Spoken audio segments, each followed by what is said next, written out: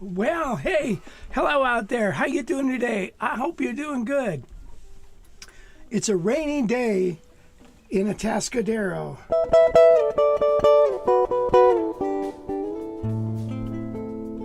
Well, it's a rainy day. Is that the rainy day song? That's Rainy Night, Check. Georgia. Got it. Anyway, here we are. Wes is here working the board, as you can see that. Gail's working the message board. And we're here for another live stream. Thank you for joining us, because if you're not here, we're not here either. So thank you for showing up. So today, I don't know how it happened. I really don't, but I happen to have three birds. Before we start, we do this every Thursday at 11 a.m. Pacific time. So if you guys aren't familiar with us, we're here doing this for you every Thursday. So what should they do? What should they do next? What they should hit the thumbs up on the video. It really helps us. You really can't do what I. Oh, you're like you should subscribe to the channel. Yeah, God forbid you read what I have, and then hit the thumbs up video, a thumbs up on the video, and then ask for comments and questions. We want your comments and questions. It does make the thing better. I know he's acting like a jackass right now and not being serious, but it really does. If you guys interact with us and hit the thumbs up button, subscribe to our channel, we really need the support. So I know he's Mr. Sarcastic over there, won't do anything, but it's real. Like, we really need your help, and we're really trying to grow this thing. So please subscribe. Please hit the thumbs up. It really helps us out. So, okay, now what do you got for us? Now I'm going to tell you about a new birdland that I got last weekend or week before. This one over here. We'll pick it up and play it in a little bit.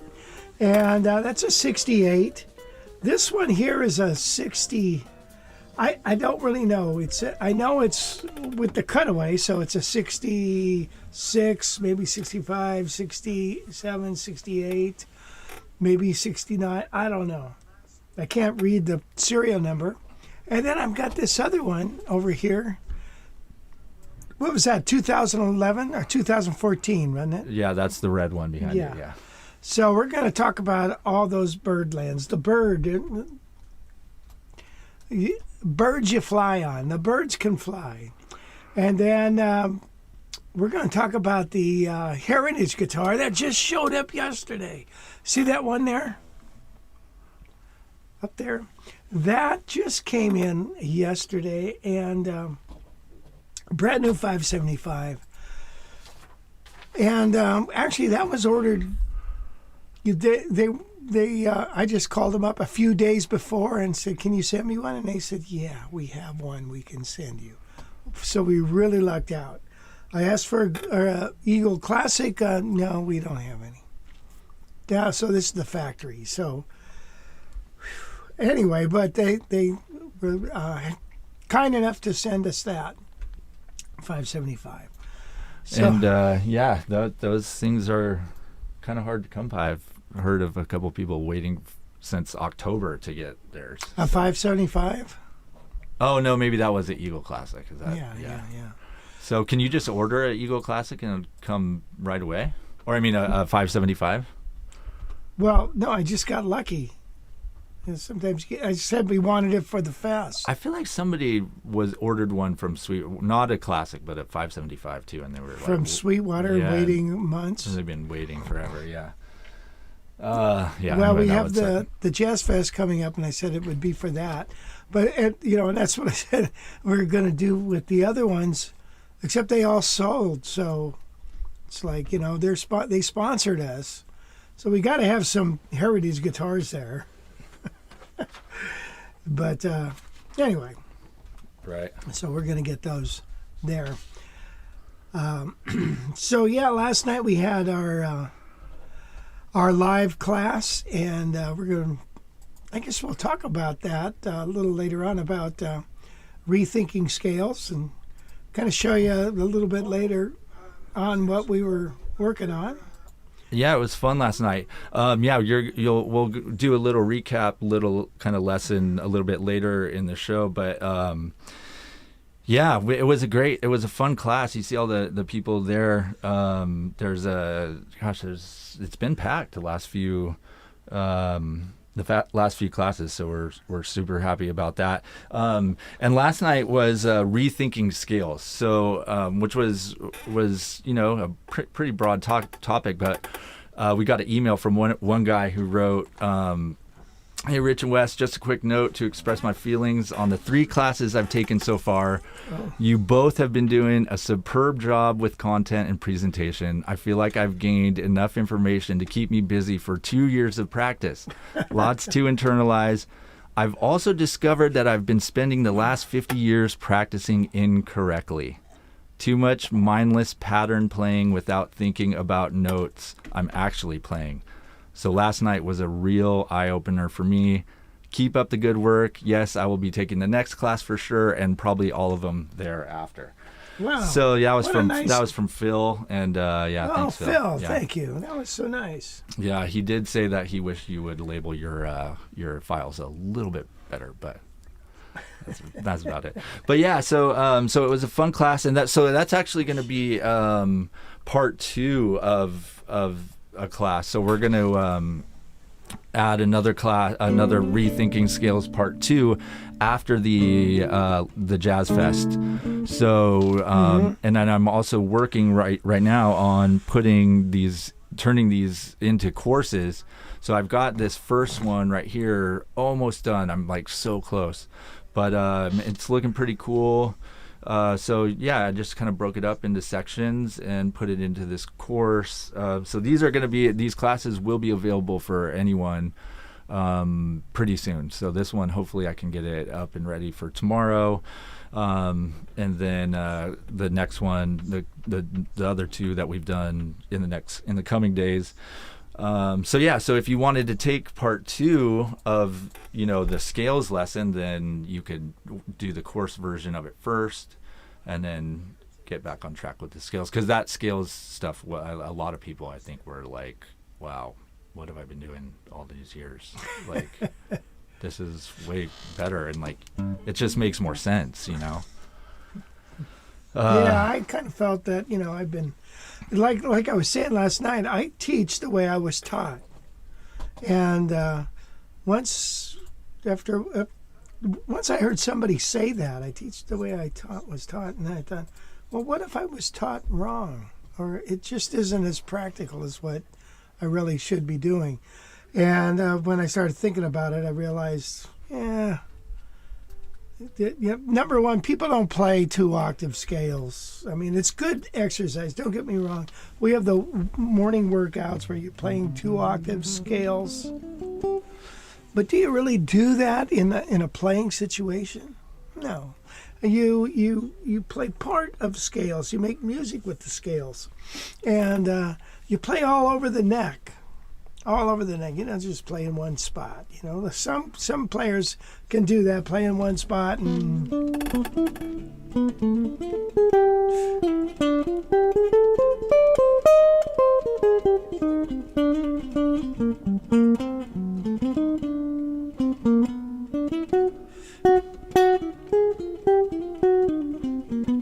you know, that's like the changes to How High the Moon. But the reality is, you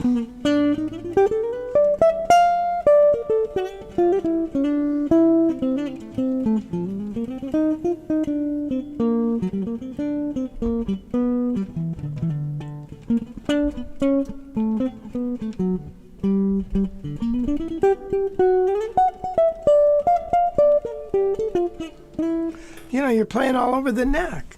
And that's what we want to get. That's where we want to go. I think it's a lot more fun, number one, and it just feels better. Yeah. So, and by the way, if there's some new people on here that have no idea what we're talking about, Guitar College offers. We offer a ton of different stuff. So if you want to get a taste of what we do, you can go to guitarcollege.com/free lesson and try one of these out. I'm sure you'll like it if you're a jazz guy. They're great lessons. So go ahead and get one of these free lessons. I'm hoping we can get another a new free lesson up on here pretty soon too. We've been talking about it, so definitely something that we want to do. Yes, that's correct, O Mundo.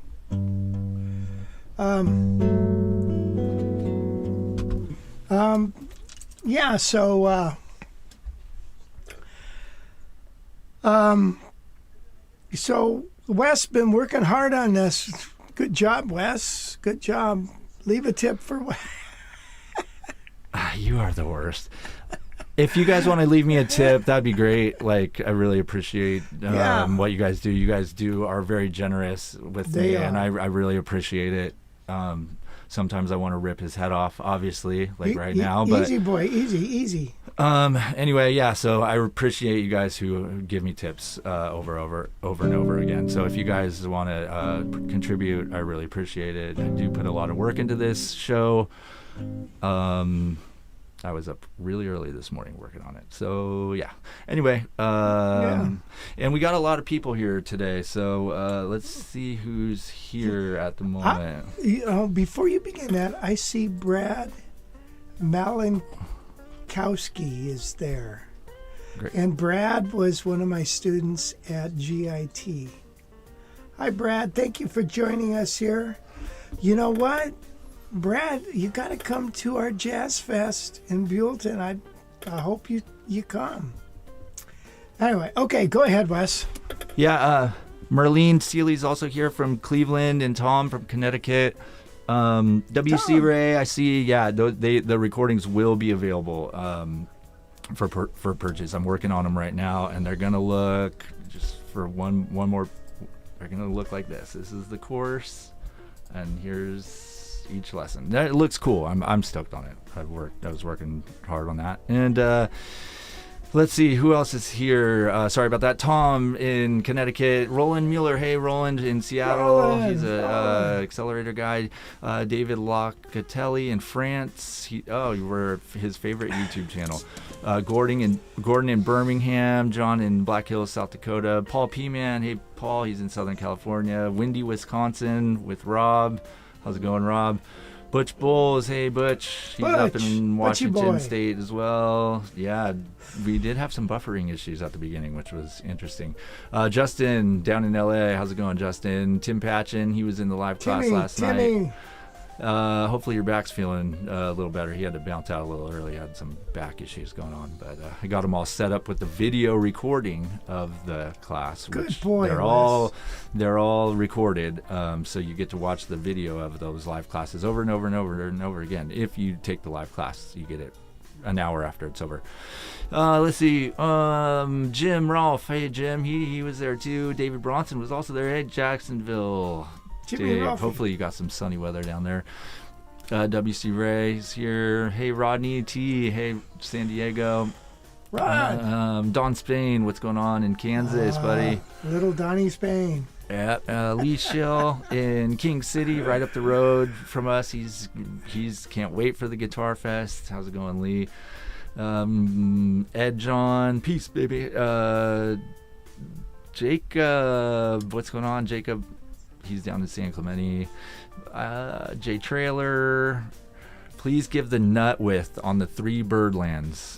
11/16. 11/16. All 3. There you go. Mark R. Byrdland, my all-time favorite guitar. I'm an archtop purist. It would be a dream to own one. I have a Trig Super 400 copy. I'd like a little less bulky Byrdland. So yeah, that's quite the difference there, going from a Super 400 to a Byrdland. Yeah, really. Andrew in New Jersey, Midnight Blues, Sal Goey. Bob Carey, what's going on, Bob? He's down in Anaheim. Totally Tuberous. Rob over in Massachusetts, I believe. And JP, Michigan. Kelly Johnson in Houston. And Cameron in Ontario, Canada. All right. Our partners in Ontario. Boy, they've been, all those Ontario commercials, they've been advertising all the time. And it's weird. Anyway,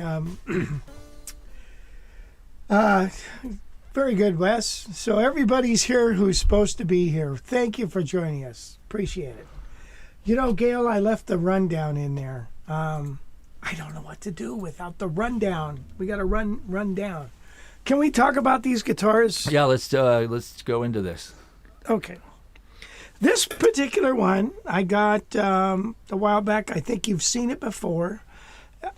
I don't know the year of this, and I don't know if these knobs are correct, knobs or whatever, but, you know, they only made the Florentine cutaway Byrdland, you know, back in the 60s. I forget how many years they spanned with the Florentine, but it wasn't that many, maybe 3-4 years.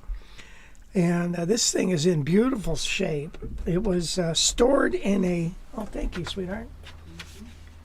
It was stored in kind of a garage shed thing, and it basically fell apart. I had to have it refretted. It had a neck reset, which sometimes I shouldn't even say that because people go freak out, you know. But yeah. I changed the pickup covers because they were totally history. However, believe it or not, the pick guard was fine. It was stored separately, and it hasn't fallen apart or anything. So this is the original pick guard on this. Everything else is pretty much original. The arch on this particular guitar, if you can see that, it doesn't have the biggest arch in the world. And, you know, I was talking to Greg DeLordo about it, who worked at Gibson for, 20 some odd years. And he said, well, you know, they're all hand carved differently. You know, some are, you know, they're different. You know, this one might not have had the as big an arch, but I think the sound of the guitar is pretty sweet. Now I lifted the pickup off the top in the back, and I think I might have made a mistake doing that because it does make it a little more brighter. And I also did it with this one here, and I just did it this morning, and I realized I think it did change the sound. So you can always take those out, and it'll make it a little more, little darker. But for a Byrdlands are weird guitars. I've played a lot of Byrdlands at shows. Some are good, some are not so good. Luckily, I have 3 real good ones. And I don't know what it is about it. It's just, it's same with L5s. I've played some nice L5s that sound great, and I've played some that just lackluster. So, I don't know. This particular one has got beautiful frets on it. It's got the frets that I really like. I need to do a little filing on that one there.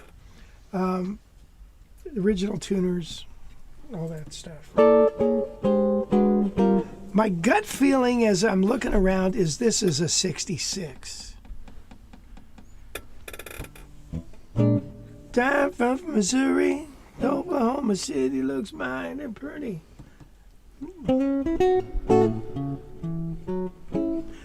Anyway, sorry. So this particular one has got a very thin neck. Very thin neck. I don't know, you know, I think it's 11/16. I better, I'll have to get my, hey honey, can you bring out that micrometer it's in a blue case on the shelf above all the little drawers things that I got, and we'll get an exact measurement on that.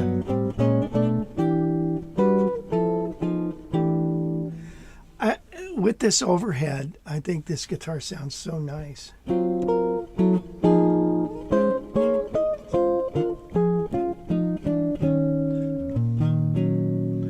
And as I get older, the Byrdland scale is very inviting, you know, because chords like this on my L5 are a little rough.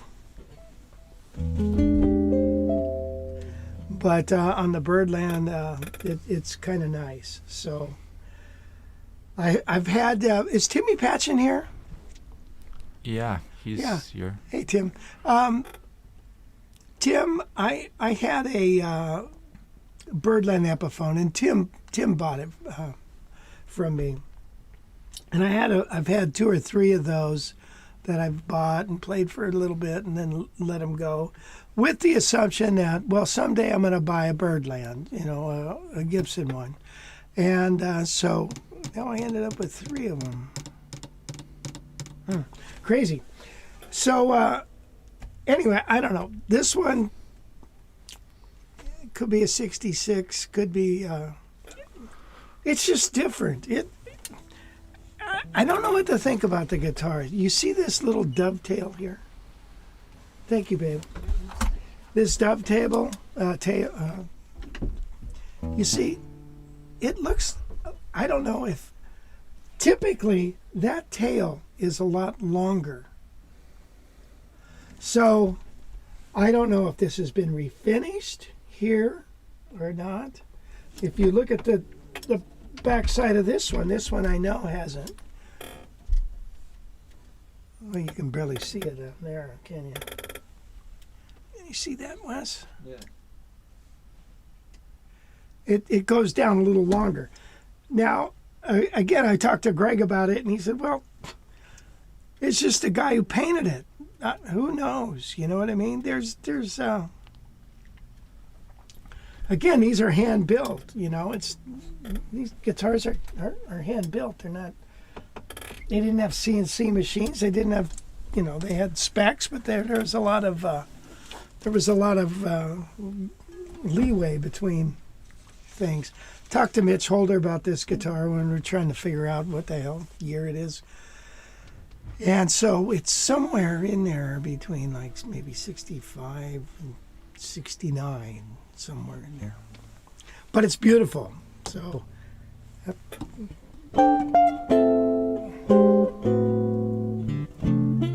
So anyway, I like them a lot. I really like the guitars a lot. So we're trying to figure out which one you're gonna sell, or 2. Is it 1 or 2? I thought it was 2, actually, according to the boss. Midnight Blues says, I saw a couple of beauties at the Orlando International Guitar and Music Expo last Saturday. If I didn't already own my dream Wes Montgomery L5, I may have walked out with one. Good for you. Yeah. So yeah, I remember that Wes Montgomery guitar. I sold that. Oh, you did? Yeah. Nice. See, you say I never sell guitars. I Well, sold I wouldn't that. have known. You wouldn't have ever told me. If you didn't know that? Yeah. No, does it look like I knew that? Or just found He's it going to right pick it up at the Jazz Fest. now? Oh, nice. That's awesome. Paul bought it. Paul Reese. Oh, sweet. Yeah. He said, I've always wanted a L5, and I had one when I was young, and everybody loved the sound of that guitar, and I sold it because you need money, and so he sold it. He said, damn, I wish I never would have done that. So now he's going to buy his Wes Montgomery back. W.C. Ray asks, are those the original pickups? Yes. These are the...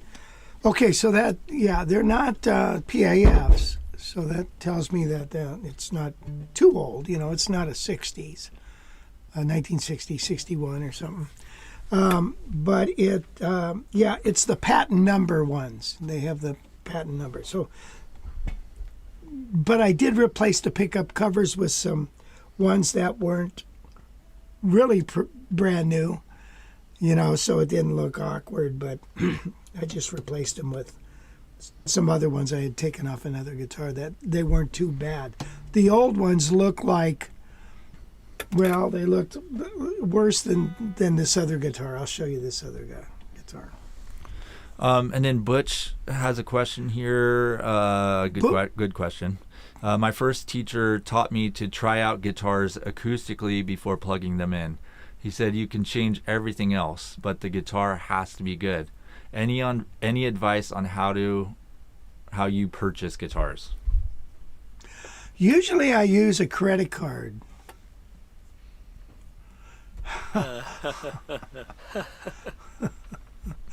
Well, Jim never vomits at home. It's a shame. This is a damn shame. serenity now. Hey, so, Butch, you've been around the block a few hundred times, and I think your teacher's right. You want a nice tone. Acoustically, yeah, it does transfer to the pickup. So, but like some 175s, they don't sound too much acoustically, but a lot of people sometimes like the sound of it electrically. So adjusting the sound, I think one of the most important things is the feel of the guitar, not the action, let's say. How does the guitar feel to you? Does it feel comfortable?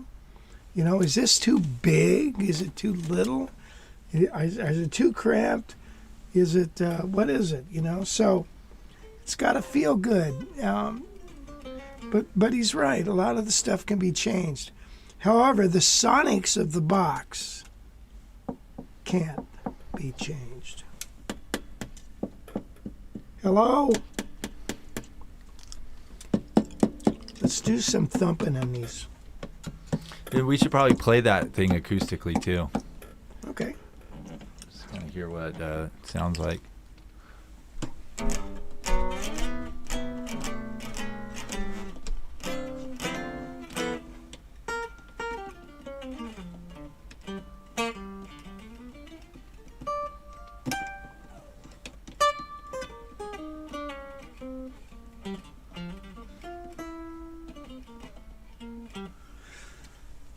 It's a little voice. It's a tiny little voice. It doesn't say a whole lot, but it's...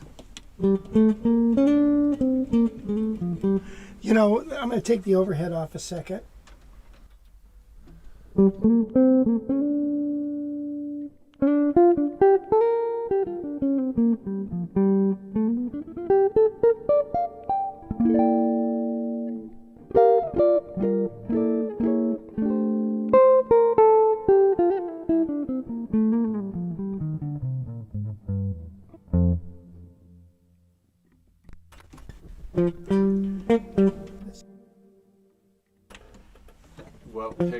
What pickup are you on?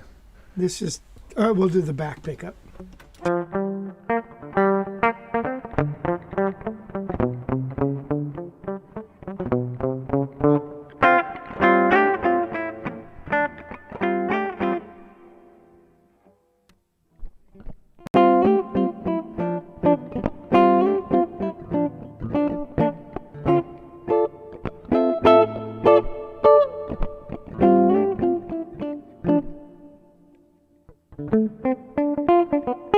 Oh, there you go. That back pickup, man. What's I smell? Oh, that would be me. I've been swimming in raw sewage.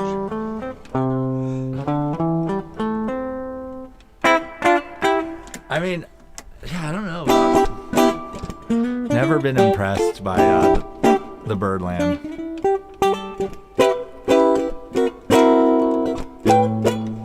Well, you know, okay, so when you just sit down and play a guitar, you know, it's got its own voice. You can hear all the nuances of the guitar. But when you play in a band setting, if you're playing with like a keyboard player and you're playing this guitar, you're going to love it because it cuts through and people can hear it. So I think that's a beautiful thing. If you're playing, even with two guitar players, it's got its own voice. And you know, you're right. It's not my favorite. If I was to sit down and play a solo jazz gig, I don't know, you know, but the beauty of the Byrdland is the scale length and the way it feels too, as opposed to an L5, you know, or a Super 400. You know. Let's move on to this other one, shall we? Sure. Okay, here we go. Here we go. Ready? Let's see. Tom said, let's see, Brad said, sorry, the very first step in purchasing a new guitar is to clear it with the wife first. Yeah, that's right. And then Midnight Blue said, I use the show and tell method. It shows up and I tell my wife about it. Easier to ask forgiveness than permission. Yeah, anybody else have any other questions? Don Armando said, beautiful instrument and tone, hopefully at the cost of a car, which those Byrdlands are pretty expensive for sure. Yeah. Are you going to switch guitars, or are you just hanging out, or what? Well, by the way, I wanted to show the binding on this because this is an old guitar, and the binding on this is beautiful. So, no issues.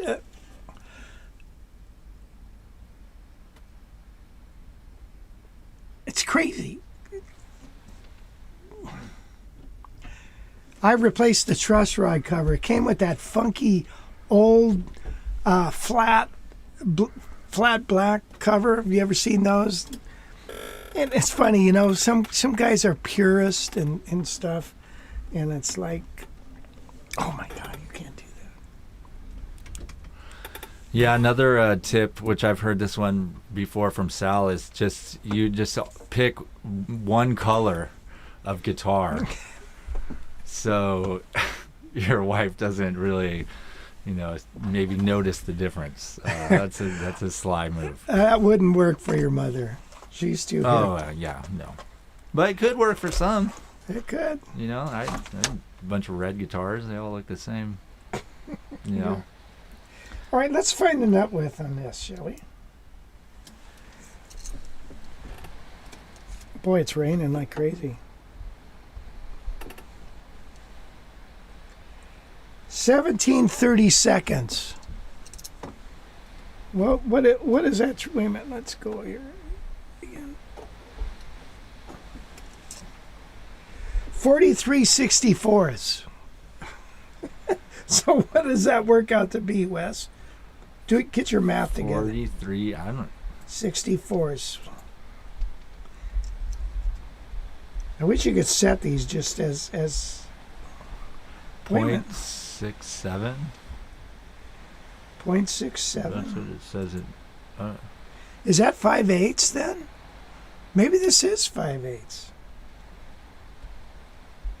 Let me put it in millimeters. Somebody out there help me with your math skills. Let's go back to this again. Yeah, it's really close. 5/8 is 0.625, and this is 0.67. I know some math person definitely. So this is 1.63 Yeah. inches. Oh wait, or millimeters. Are we doing inches or millimeters?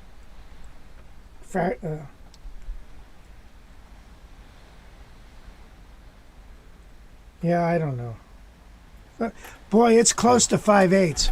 Okay, so I like that. Thank No you, one- Roland.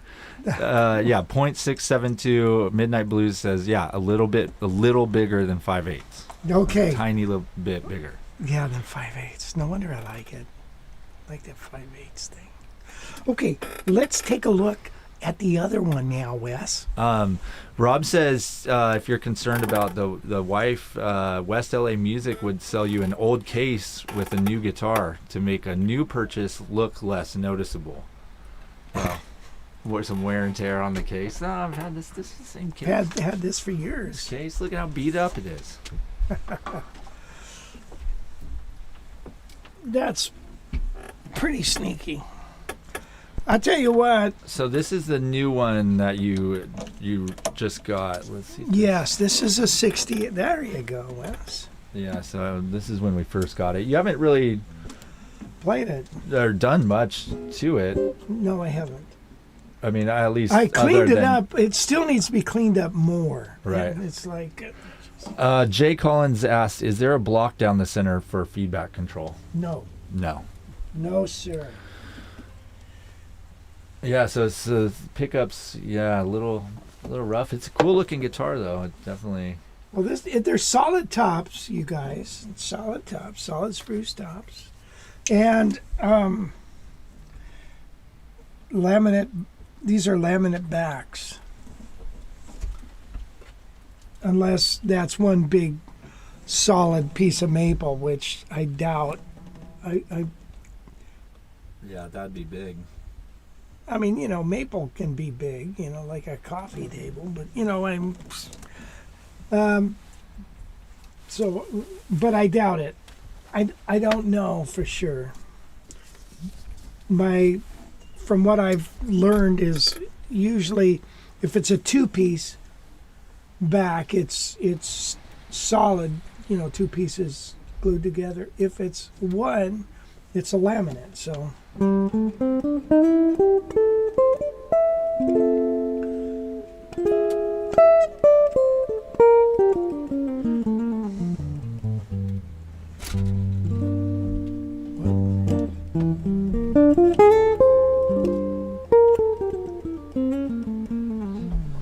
Now this has got a new pick guard, which, by the way, aren't cheap, to have a bound pick guard made. So the guy had made that, got it made. This original pickups, original bridge, he screwed the bridge in, which, I first saw that and thought, what the hell? Why? That's a bummer. And then Greg said, well, don't worry about it. He says, a lot of guys did that, It's in the right spot, so what? Well, you got a point there. Okay, so what? It's a shame. This is a damn shame.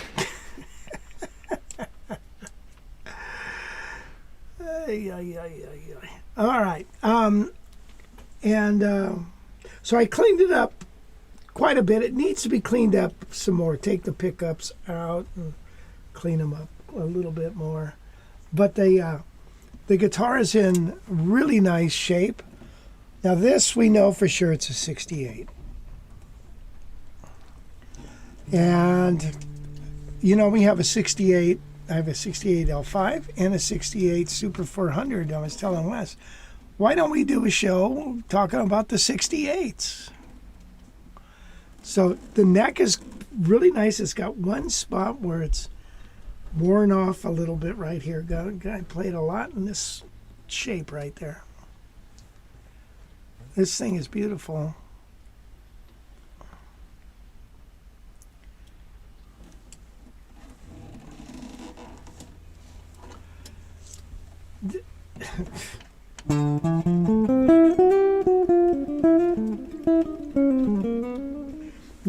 Let's do the measurement on this.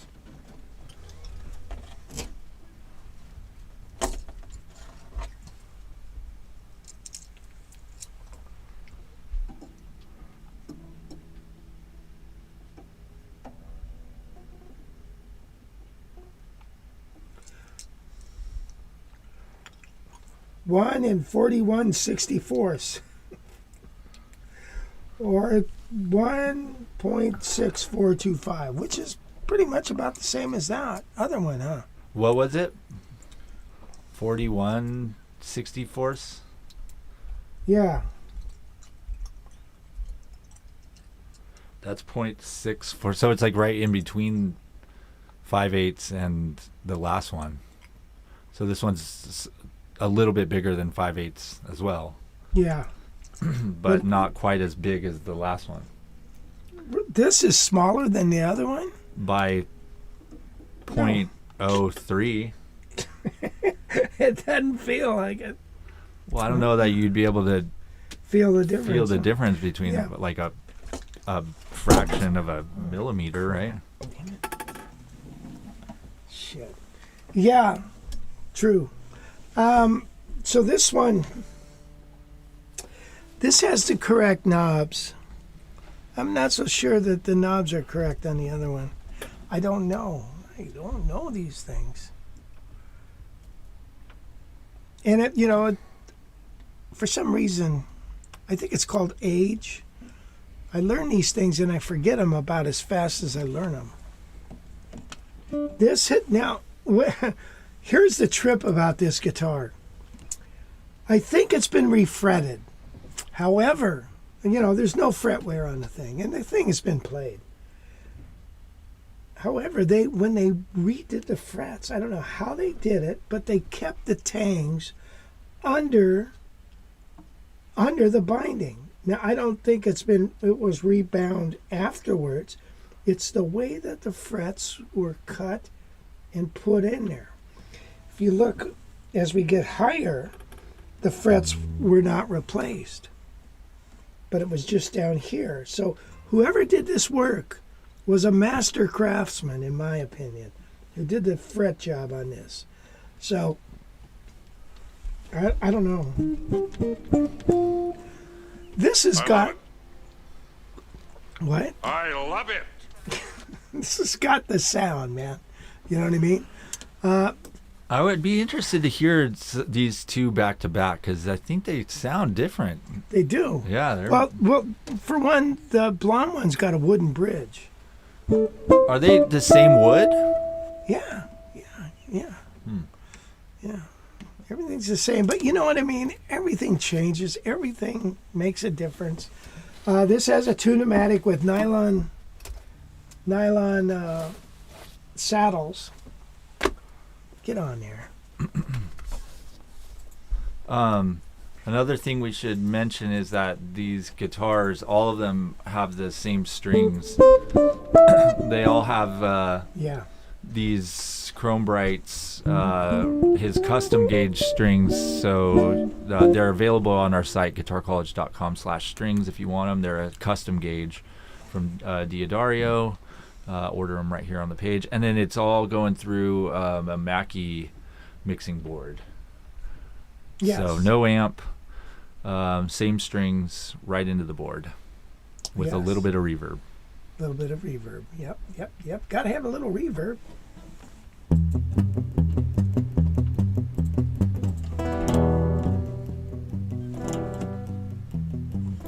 Don already says that one sounds better to him.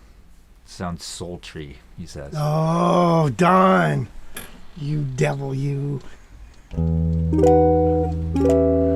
WC Ray says the alloy bridge projects more. Alloy bridge.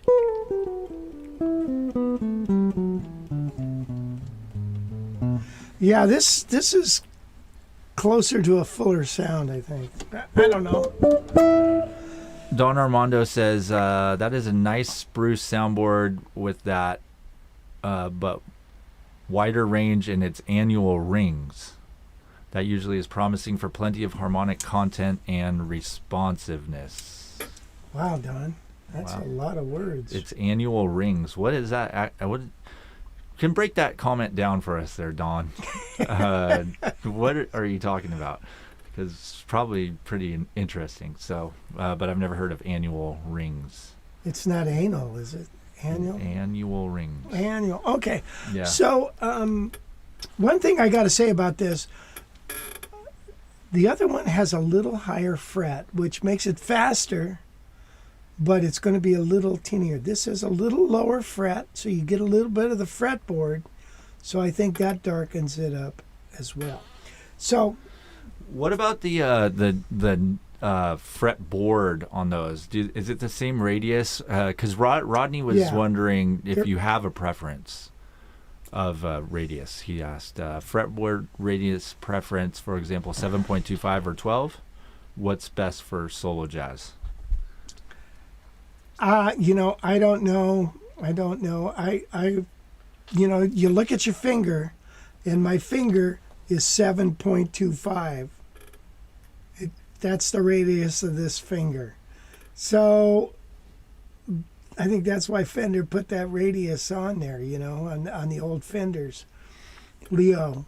So, but when I just played Rob Riggs's guitar. He's got a telly that with that radius, and I didn't think it mattered too much. So a lot, of course, the Telecaster and all that stuff and the setup changed. So I didn't think it mattered too much. But I don't like it super flat. I like it 12, maybe 9. I don't know. But I like this. Let's play a tune. Yeah. So what Don was talking about was which Mom commented here. A tree gets rings in the trunk for every year that it grows. So you could see some of the rings in there, making it seem like it's probably came from a very old tree. You can see the rings on this top? That's what he said. He said that is a nice spruce soundboard with that a bit wider range in its annual rings.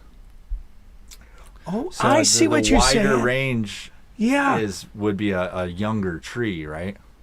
Well, I think what he's saying is, okay, I get it. You can see the grain of this. And to me, it looks like a wider grain. I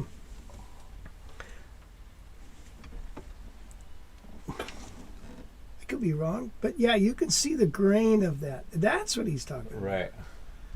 Yeah, it's the grain spacing between one year and the next. You distance the distance the tree grows in 1 year, if you know what I mean. Yeah, thank you, Don.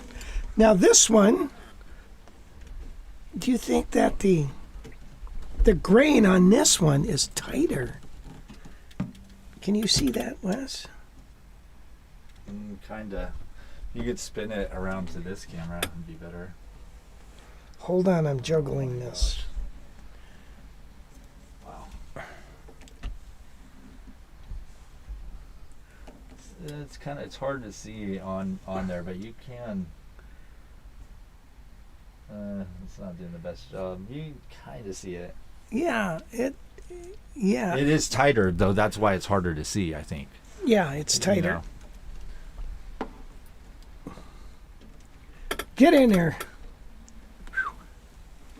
I gotta go to the gym, work out a little more. Let's see. Let's see. Tom has a great question here. Tom. Who is a player you like who's associated with Byrdlands? Hank Garland. Right? He's the guy that came up with it. Him and Billy Byrd. Hank Garland. Yeah, so. Do any big like jazz names guys play them? Well, Anthony Wilson was playing one for a long time. Man, in those early, to be honest, those early, when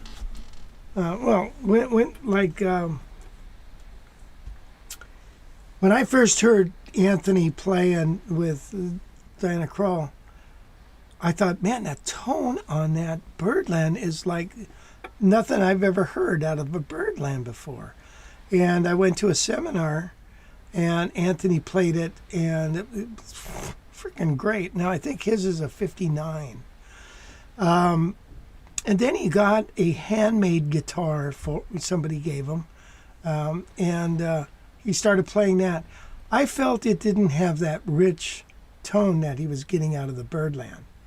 So I kind of liked the tone a little bit better on the Byrdland when Anthony was playing it, more so than the guitar he had made for him, which was just a gorgeous and beautiful sounding instrument, but it was a little more acoustic sounding, and so the Byrdland that he was playing was a darker sound. So yeah, there is one. Hank Garland, Anthony Wilson. I can't think off the top of my head who else played one. Of course, Ted Nugent. Right. Let's see. Roy Clark, he said. Wondering about Roy Clark, but yeah, he's half the model name. WC Ray says the winter temperature affects the growth ring spacing as well. Oh, interesting. Yeah. And then Don said, yes, the darker lines are the late year marks, and the brighter part is the early year part. Butch says his wife studied botany. Wider grain width means faster growth in a year. You really can't tell the age of a piece of wood by the grain width. Got it. You can or can't? Can't. Oh. Yeah. Tight grain means slow grown wood. Wide grain means faster grown wood. Wow. Interesting. At our Jazz Fest, we're going to have a fellow there, and his name's Steve Swan. Steve is in the Bay Area, and he is a luthier, but his buddy had passed away and left him tons of beautiful wood, and so he's bringing it to the Jazz Fest. And so people interested in looking at wood that becomes a guitar, you take a look at this. And I told him there's going to be a lot of luthiers there. So check it out. Roy Clark played a Byrdland. Roy Clark, yeah. I think he did, yeah. Yeah, speaking of the Jazz Guitar Fest, I forgot to mention this earlier, but we do have our single night concert tickets on sale now, so you can get a pass to just the Friday night concert, Saturday night concert, Sunday night, or you can get all three.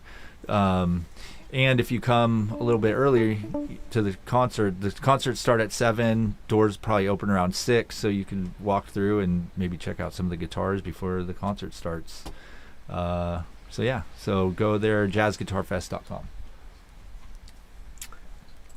Yeah. Because there are going to be some awesome guitars there. Patrick Moniz has like 12 or 13 guitars he's bringing.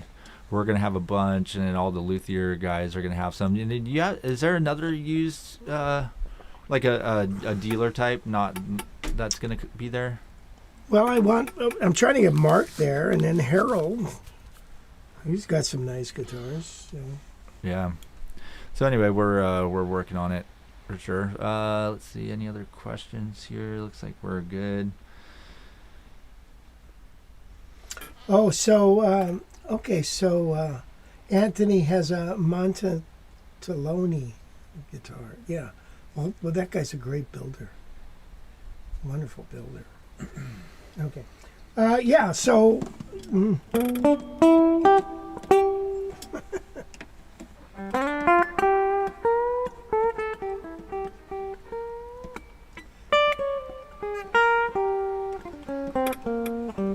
It's the back pickup. Can I play a song? Yeah.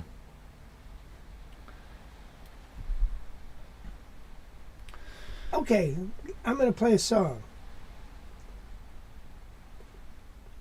What are you gonna play? I'm going to play West Coast Blues. By the way, the first song was How High the Moon. Here we go. Come on. Come on. Let's go. Come on. I think that... What are you doing? I think the atmospheric river that is... Oh, hold on, man.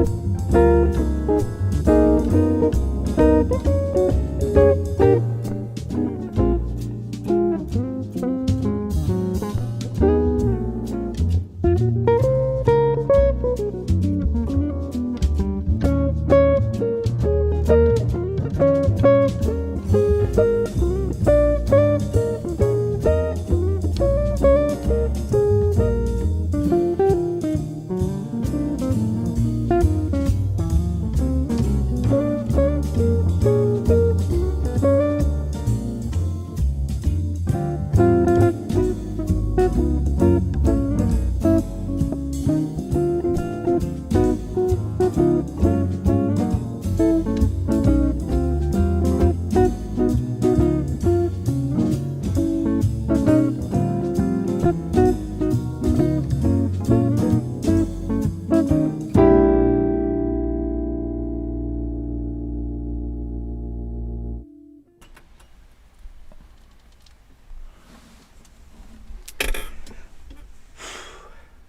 that's what it sounds like. Yeah, a lot of people are liking the sound of it for sure. Dawn said, will that guitar be at the Jazz Fest? I would love to try it out. Well, if I still have it, yeah. Yeah. Yeah. Yeah, man. Yeah, man. So, anyway, shall we take a look at the newer one anyways, 2014. Sure. All right, so there it is. That's this guy. Beautiful, beautiful guitar. Okay. So this one in 2014, it's a crimson. It's called a crimson guitar. What is that low rumble? Do you That's me typing. know? Crimson. It's not just a color. It's not a color. It's they put a piece of red tape on the guitar as it goes down the line, and only certain guys are allowed to work on it, something like that. And so I have a Crimson L5 and a Crimson Byrdland. So let's start by taking a look at the nut width on this, since that seems to be something everybody's interested in.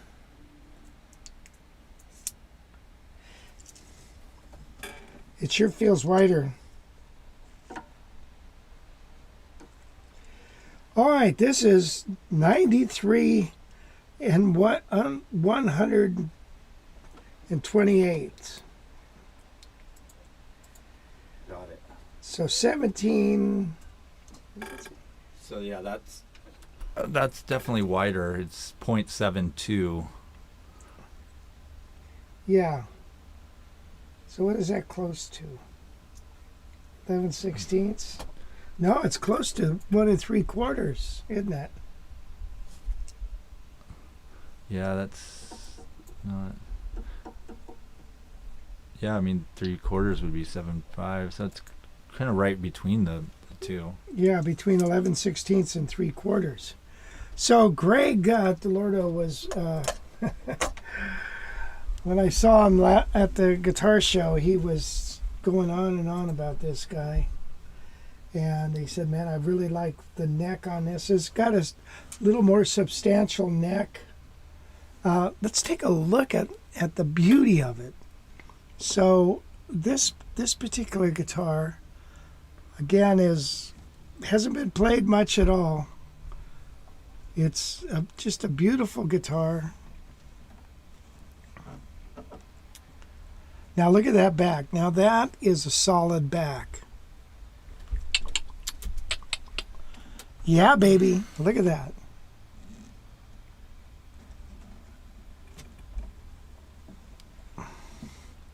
So Greg was saying, man, I really want that Byrdland. Okay. Well, now look at the tail on this one. See that little ducktail or whatever you call that thing there on that? So how long that is compared to the other two. So I think it's just whoever painted it, or whoever did that. So yeah, this is a much wider nut than the others. Of course, we're talking, what are you talking, eighth, 16th of an inch or something. Not much. God dang straps. Here we go. By the way, the fella who made this strap for me is going to be at the Jazz Fest. Yeah, there you go. Bill Silverman with Eldorado straps. You can get one for yourself there. Yeah, I have a real nice guitar bag, all leather guitar bag, and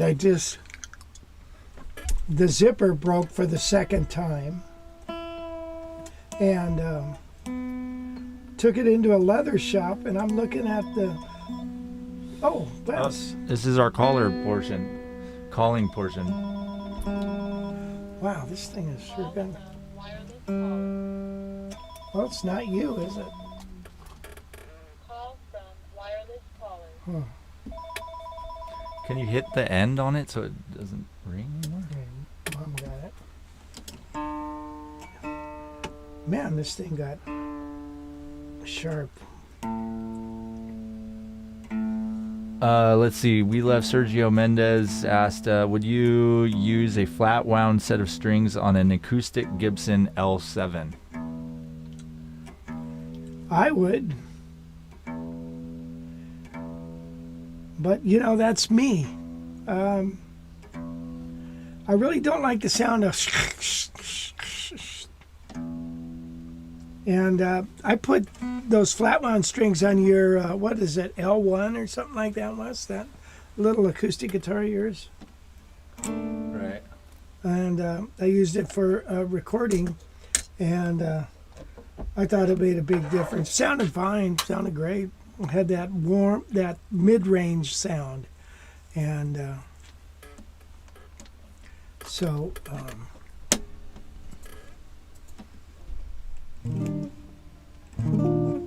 Whoa.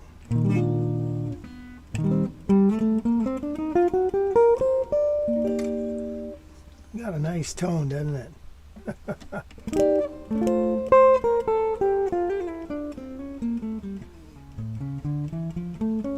Let's take off the overhead.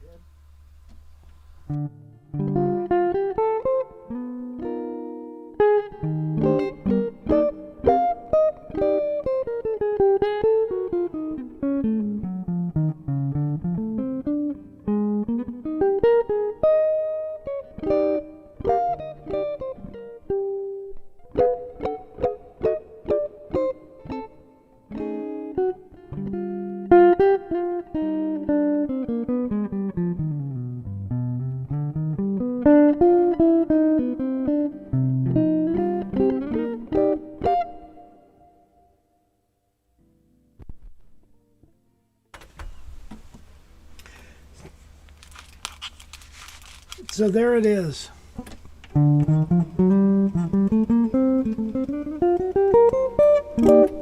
Beautiful. Oh boy, this sounds pretty damn nice, doesn't it, Wes? I think the last one probably sounded a little better. Really? I don't know. Oh, so what was I talking? I was talking about taking that bag to the leather shop, and I'm looking around there. I'm looking at a nice leather belt, $100, and I thought, well, geez, man, Eldorado straps are a bargain if just a belt is $100 with a buckle on it, and he's got those engraved leather straps and everything, and it's like, wow, it's a pretty good deal. I used to think he was expensive, but now I know he's not. You get what you pay for, and my bag is all leather, and I've lucked out. I bought it maybe 25 years ago, or two of them at a guitar show, and I think I got them for $100 each. And they're wonderful cases, but they're no good when the zipper breaks. Okay. Yeah, Danielle was asking, I would like to find a lighter case or gig bag for my 16-inch hollow body guitars for local car travel. I can't handle the 18-pound Carlton case that it came with. 18 pounds. That's a lot. Holy crap. That's a case right there. Yeah. So, gosh, I think that little Yamaha bag that you have is pretty darn nice. And they make them, man. Check out some of the Yamaha bags.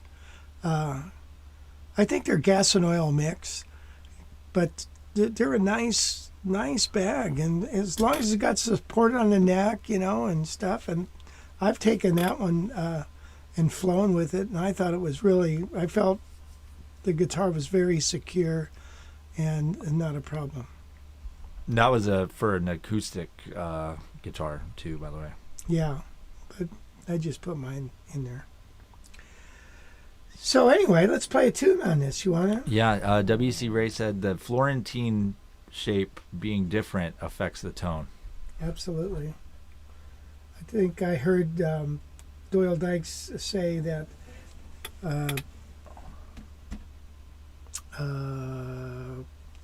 Taylor,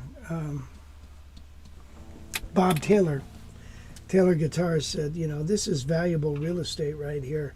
He doesn't like any kind of cutaway, but the Florentine cutaway cuts deeper and is less volume. So yeah, I think it does matter.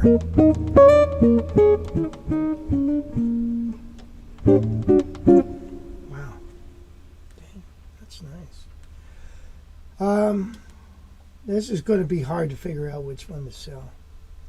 Maybe just put them all up there and see what happens. Here's Summer Samba.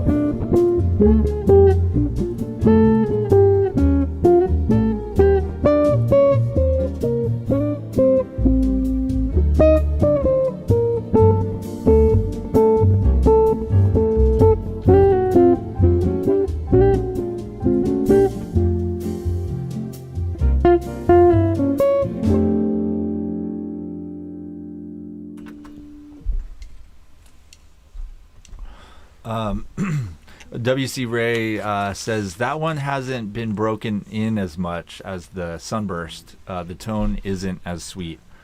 Well, I would go there too. I like that. Yeah. Let's see. Sergio Mendez. It reminds me of Mr. Walter Wanderley. And then David Bronson says the inlays and fretboard binding are very striking and set off the red nicely. Yes, I agree. Yeah. That thing is a looker for sure. I mean, no Yep. doubt about it. The red goes to their head, man. All right. Yep. Yeah, so, yeah, this one, a little wider nut, little chunkier neck. It doesn't feel like a Byrdland too much, but the frets are closer together. So it's easier to play, you know.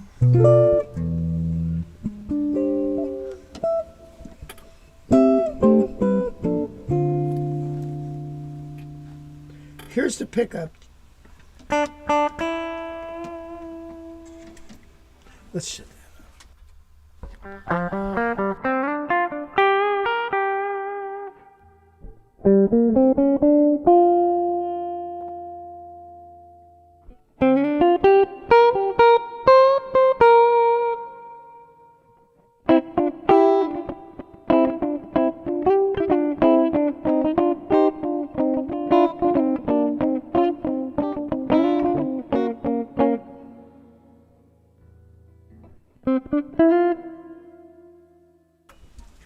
There it is. Gordon said it sounds balanced and a bit bright, so it would cut through in a band. Yeah, definitely. Some of those octaves, I was like, oof. Yeah, it Yikes. Wow. is responsive, isn't it? Wow.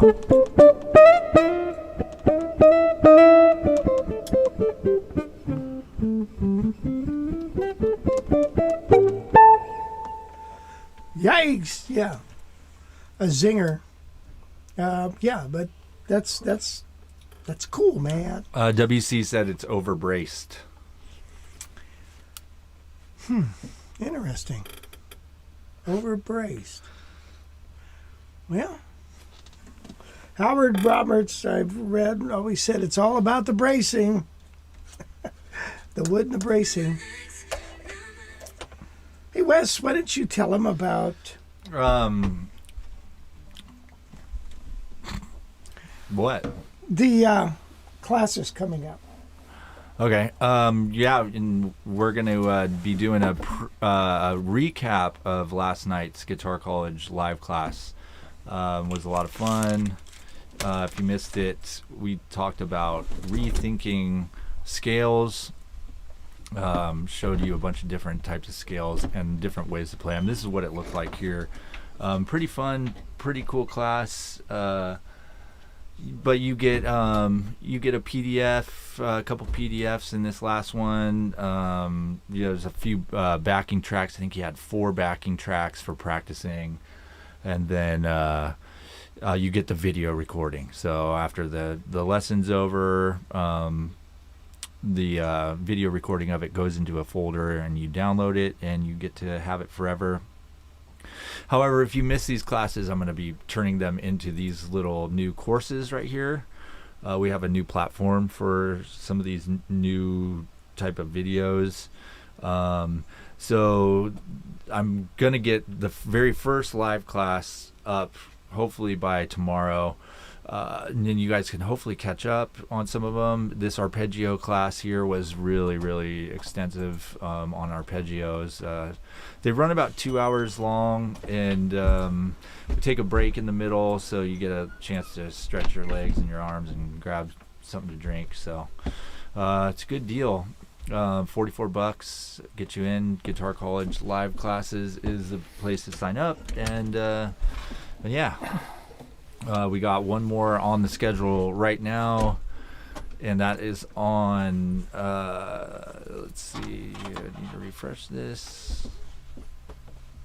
Shell voicings, mastery and application. Refining your jazz voice with a deep understanding of shell voicings based off arpeggios.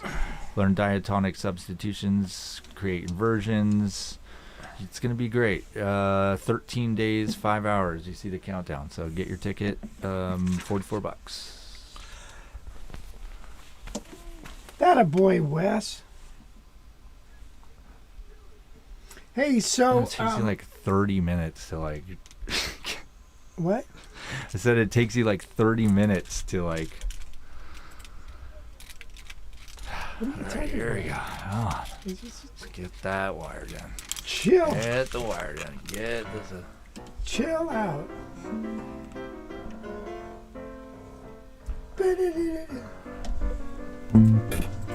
Jim said the Zoom lessons with Rich are an amazing deal for the price. Plus, you get insights from other players. That's very true. Everyone's asking questions. You pipe in anytime. A lot of people, yeah, like you'll get stuff from the way other people think about things and stuff. It's really cool. Plus, it's a cool just hangout, loose, casual type of thing. Yeah, it's fun. Yes, it's fun and informative too. I like it too.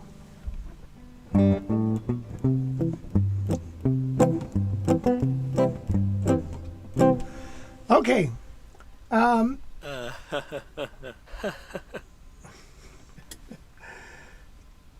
Just keep the red one in front of bass speaker.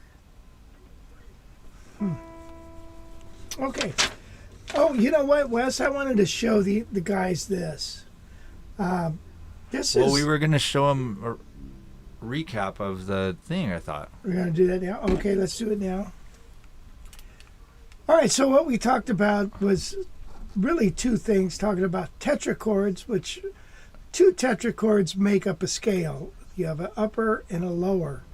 And depending on what type of tetrachord there are, which is major, minor, whole tone, modal, harmonic, diminished, you use combinations of those to make up scales. Now, we didn't get a whole lot.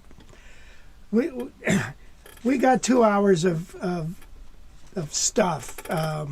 We had a lot of stuff to do. So, but we still have a lot of stuff to cover. And one of the things that I've tried to show that when we play scales, instead of being fixed all the time on positions, to envision the whole neck as one big scale. And the way that we can do that is by learning just 4-note patterns of tetrachords. So one, like here is a major tetrachord. And if I build a major tetrachord off the root, and I build it off the fifth of a key, that gets me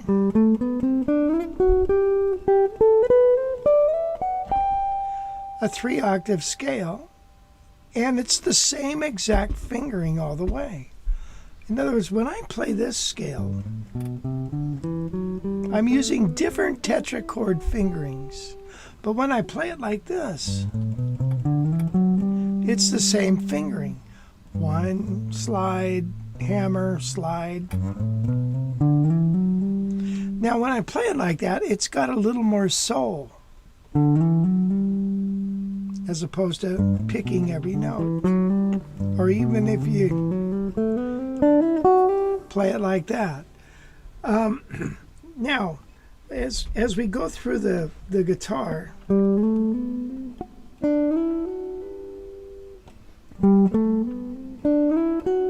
there's so many combinations that you can play. And when we try to use many different combinations of just this one tetrachord, first of all, if you have 4 notes, you've got 24 possibilities of how those notes could be played. Right? We could go root 2, 3, 4, root 2, 4, 3, root 3, 2, 4.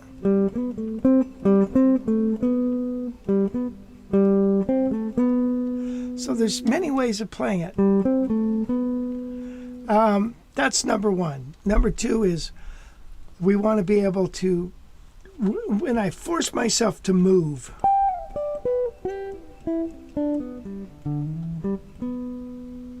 I create different things, and it's a little more melodic as opposed to trying to stay within a scale shape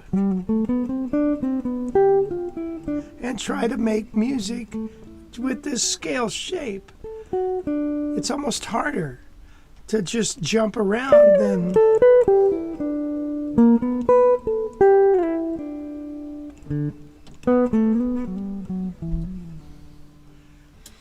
and we used is it possible to play that track, Wes, on the off the Dropbox? Yeah. Can you go to that Dropbox and do that? Gary Salima. Thank you. Yes. Hi, Gary. And play that one that just is in the key of G. And when we do that, when we, we've got several tracks that we used for different things here, but this particular one is just soloing in the key of G over changes that go G major 7th, C, B minor, A minor, E minor, and then so it's all the chords in the key of G. So it's should be track number. Here you go. So here's kind of how.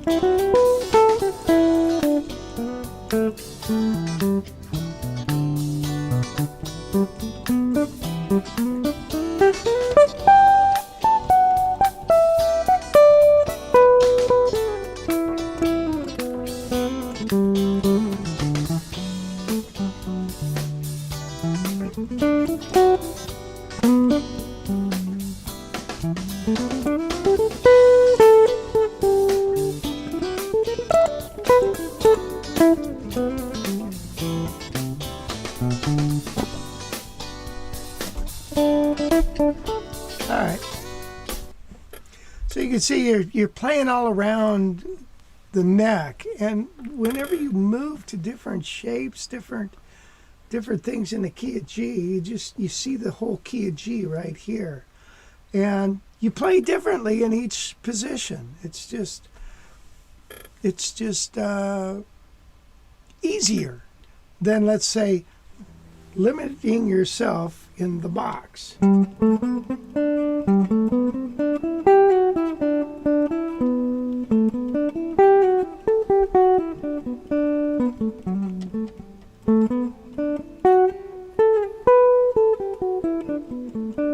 So the box is good to learn your scales, but at that point, I don't even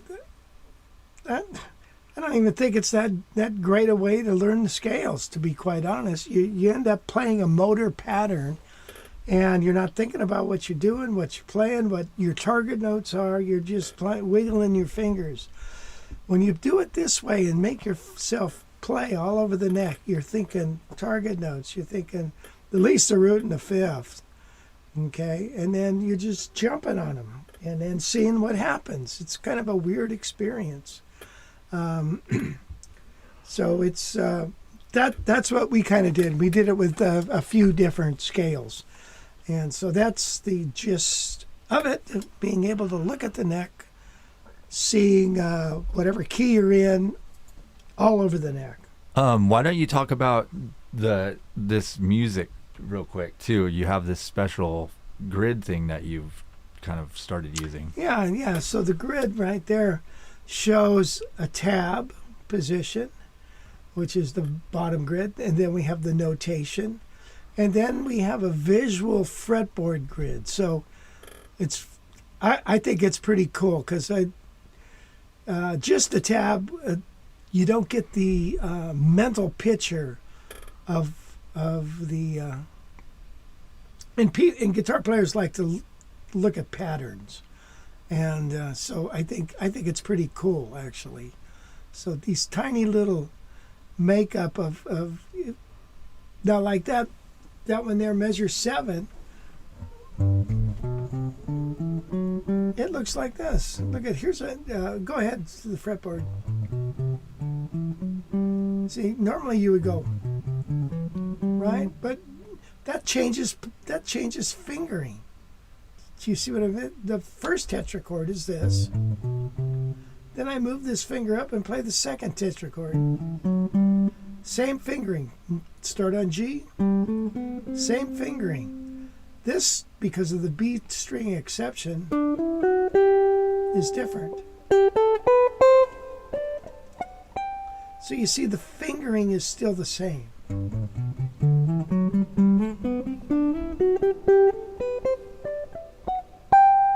So when I'm playing in the key of G, I might go.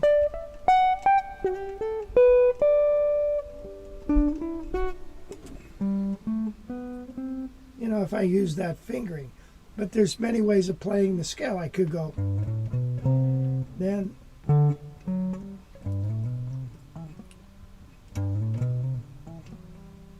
Each way has different nuances and different ways of phrasing, and I'll tell you, it makes guitar playing a lot more fun. Yeah, so you went through major tetrachords, minor tetrachords, minor 7th scale. Major scale. Yeah, major scale, descending, major and minor 7th, some other types. So yeah, there was a whole slew of things, and that was there was one other PDF too with some kind of exercises and stuff. So this lesson is going to be available in Guitar College store very, very soon. So you're going to want to get on that because you're going to have part 2 of the. This is the Guitar College store here. They'll see these pop up. But you're going to have part 2 of this coming up. And so what kind of talk, just to give us a little glimpse. Well, we're going to talk about altered scales and melodic minor and in their application too. That's one of the things that we did with this when we talked about harmonic minor, how to use harmonic minor as an altered dominant sound. So those kind of things. But check out this way of playing a scale. Now, you might not think of this, but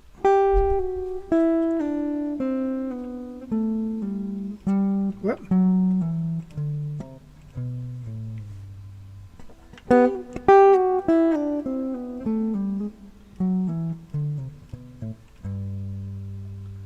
Isn't that a trip?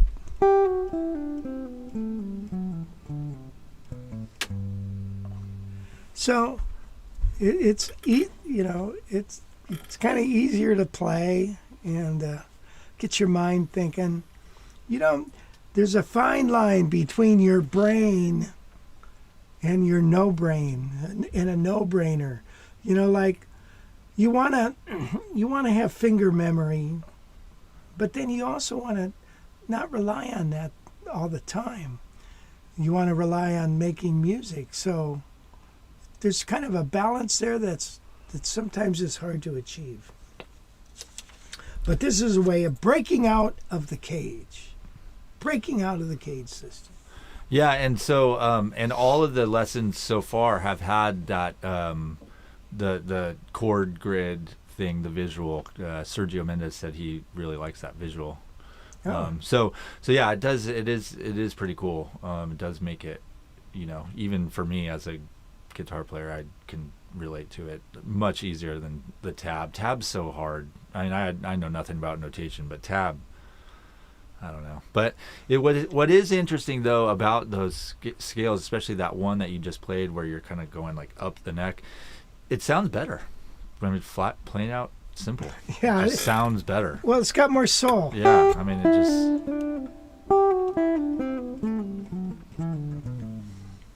Yeah, so It's got a lot nuances.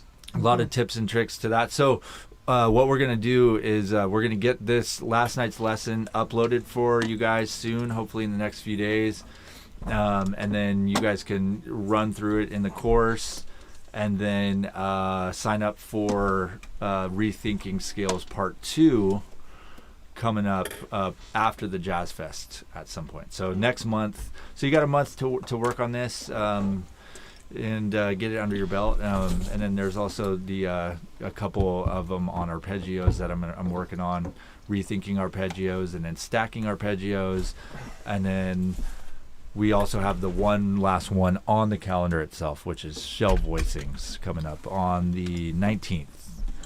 So just under a week, 2 weeks from today. So still got time to check out one, and we'll be loading this calendar up with more.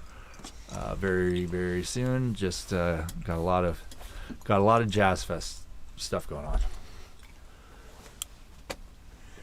Let's see. Yeah. Danielle says, I find it difficult to start thinking about things when playing live. Everything seems to fall apart if I start thinking about what I'm playing. I hear that. And you're never happy with what you do sometimes. But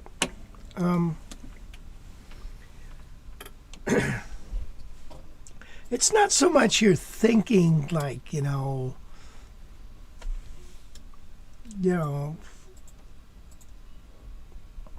back and forth. You think about something, then you don't think about it, and then you just kind of do it, and then you think, okay, I'm going to try this, and then you do it. It's not like you're thinking every move.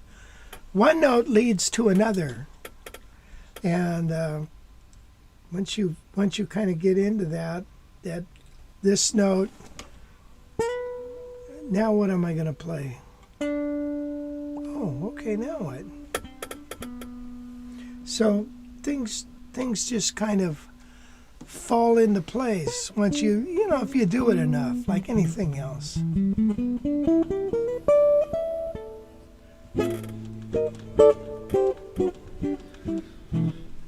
Gordon asked, is the flower pot inlay the same on all those? It seems to be, yeah. Yeah. Yeah. Yeah, it does. These pickups aren't as hot. You notice that, Wes?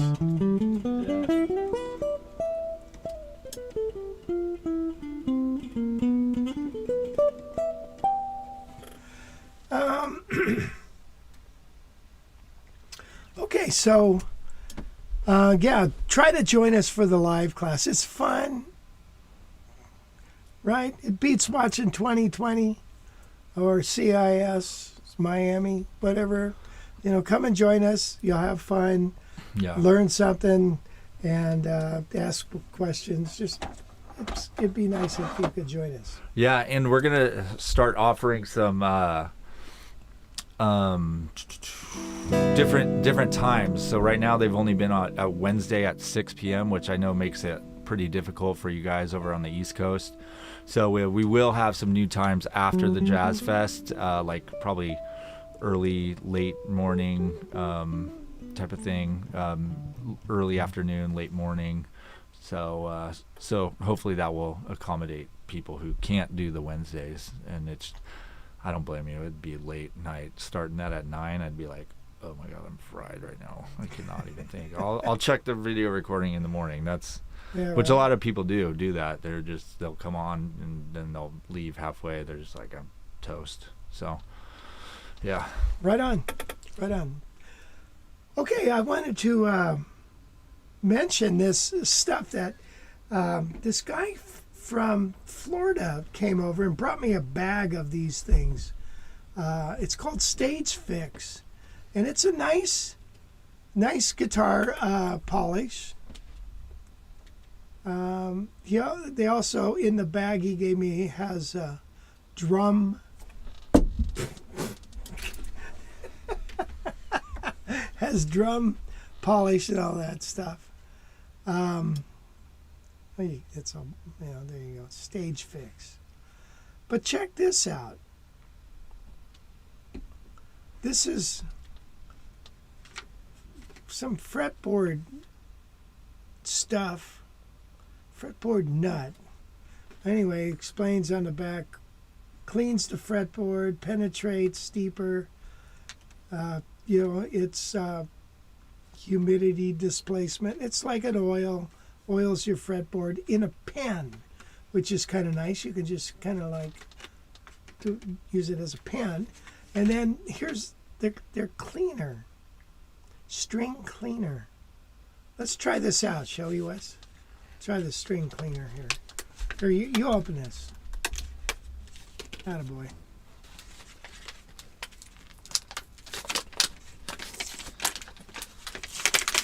Anyway, again, it's Stage Fix, and so it's like a felt pen.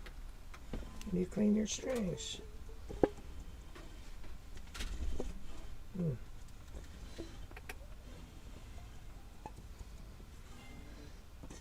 Interesting. Yeah, I don't know that the design of that doesn't that. Well, you gotta just go like that. That's all. Boy, it loops it a little. Yeah, you'd think you'd get all 6 strings at once, right? No, or just that like you would, how you kind of wrap a cloth so it gets the underneath part of it too, Yeah. Well, it's just something to check out. It's a new company. Yeah. What the heck? Yeah, that's awesome. Have you used that polish? Yeah, I have. It's pretty good. Nice. Yeah. Could use a little on here right now. Let's see. WC Ray asked, why is the Florentine shape different on those Gibsons? Round versus sharp, all the same model. The sharp one, you have more access to the high end more than the other one. So that's why they did it. Yeah. That Let's feels see. good. Yeah, man. Now we're cooking with gas. Want to play a tune? Sure. Sure. Okie dokie. Let's do Stomping at the Savoy. We're in the S's now, by the way. Where'd it go?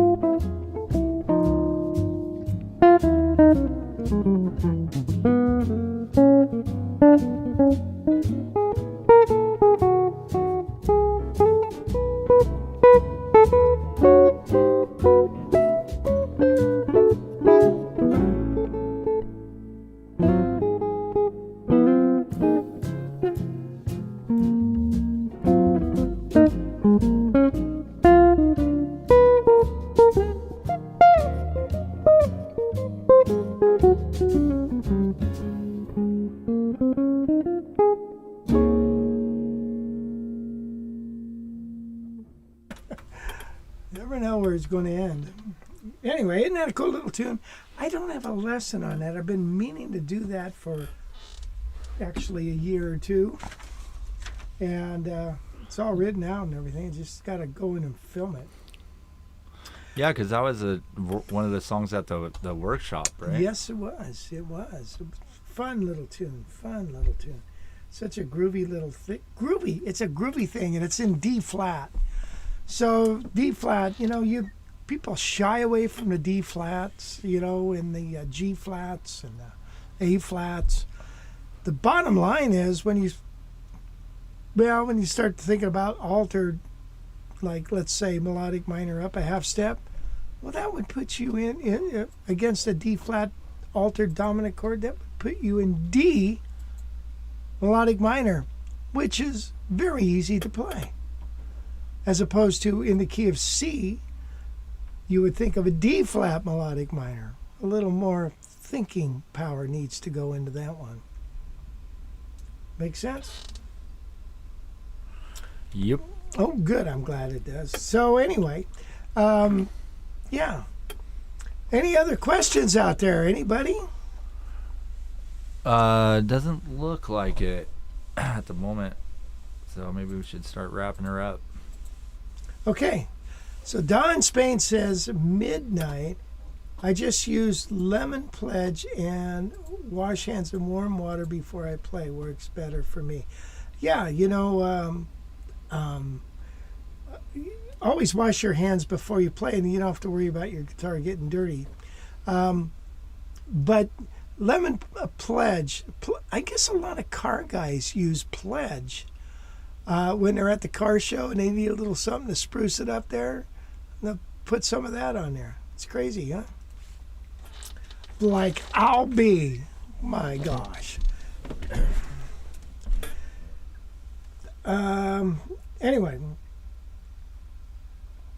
Well, yeah, we're going to wind it down here. Accelerator. I've got the accelerator program, and we've got some spots available. If you're interested in really getting down to business, you give me a call or get online and book a discovery call, and we'll see if you are really up for this. The accelerator program basically is like, let's go to college and let's go for 20 sessions. And so we get together, try to do it twice a week if possible, and submerge yourself in getting this guitar stuff together. Then once you get it down, your eyes are open and you can pursue whatever you want. But a lot of guys have a lot of holes in their playing, and we can take care of that and fix it. It's not a cookie cutter course. We match it to your needs, and then you're able to move ahead once we get you squared away. So I highly recommend it. We get together via Zoom, do about a 45-minute lesson once or twice a week if possible. And that way you're on top of it, you're submerged, you're working on something. You're not just drifting around YouTube and learning a little of this and that. And you're on a path, and it's a lot of work. It's a lot of work, but you know what? When are you going to do it? You got to do it sometime. If not now, when? When are you going to get it? When are you going to get this shit together? And this is the fastest way to do it. So, the things that you do need to learn might take you years to learn if you're just poking around YouTube and not really on a path. But in this 20 weeks, I'll tell you what, you're going to transform yourself into a better player. So if you're interested in that, just go to jazzguitaraccelerator.com and scroll down to the bottom of the page, and you can book a call with us, and we'll talk about your skill level, see if you're a good fit, see how much time you have to practice, just kind of tell you more details about the program, and go from there. But it's worked really, really well for a ton of guys in this chat right here. Yeah. So Gary, we run the testimonial from Gary Salima there at the beginning of this live stream, and he's been a longtime student, but then also did the accelerator recently, and it was a big experience for a lot of you guys are in this group right now that have done it, so it's definitely fun as well. If you can put up with you for twice a week. I can barely do it once a week here in the live stream, so. Hey, you're no picnic either. Yeah. Hey, before we go, I did have a lesson planned, and so let's go ahead and do that right now. And what I want to talk about is, combining thirds and sixes. We all play thirds, which are like, I play them.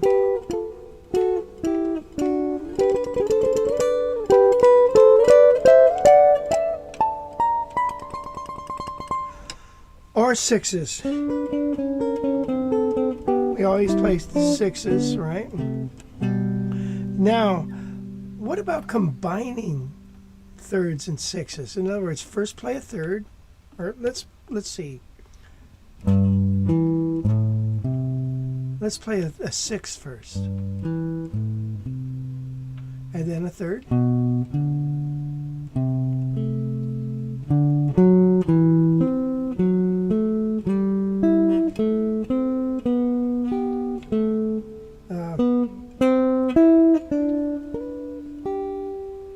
Coming back down.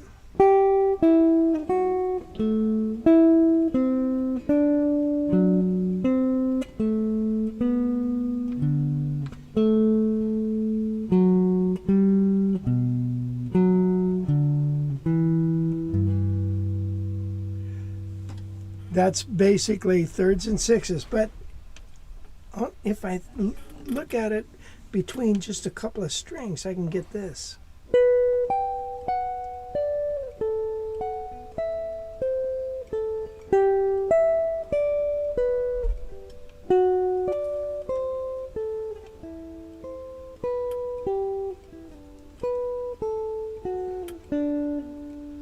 Where am I?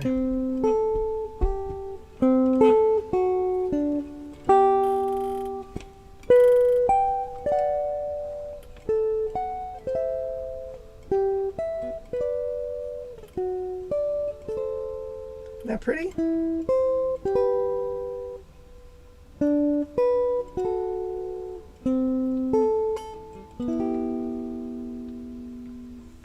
Let's go up.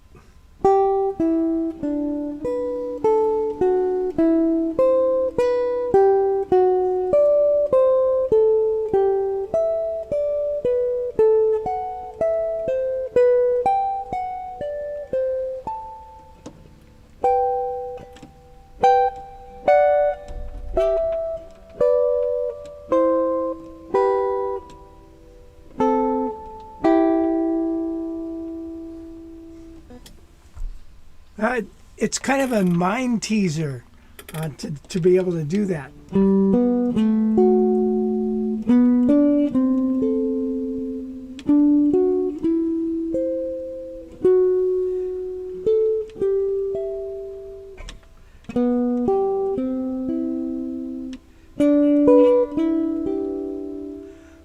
Gives you some nice ideas.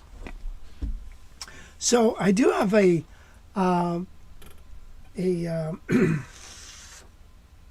lesson link where I have some exercises all written out on the library for this.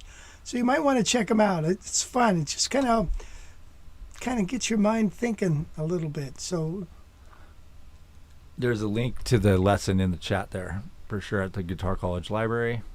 Cool. So you can try it out. All right, so the Byrdland guitar. All right, so that concludes our lesson there. Let's move on. The Byrdland guitar, I think it was built to fly. So let's play something up. Let's see. Here we go.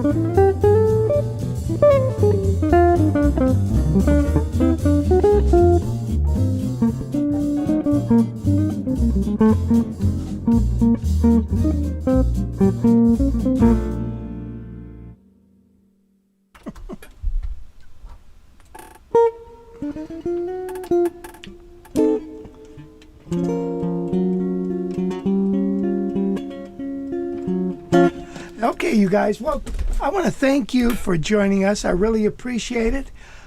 You made my day. Thank you very much. Thank you, Wes, for all you do. And Gail, thank you, honey, for doing all that. And let's go get something to eat. Yeah, So- thank you everybody for who left me a tip. I appreciate it. Several of you, Gary, Steven, I can't remember them all, but a lot. Thank you Really? guys. Let me see. But yeah, I really appreciate you guys. You guys are awesome. Yes, you guys are awesome. Remember, Oh, Stephen M, thank you. Dawn, appreciate it. Justin, appreciate it.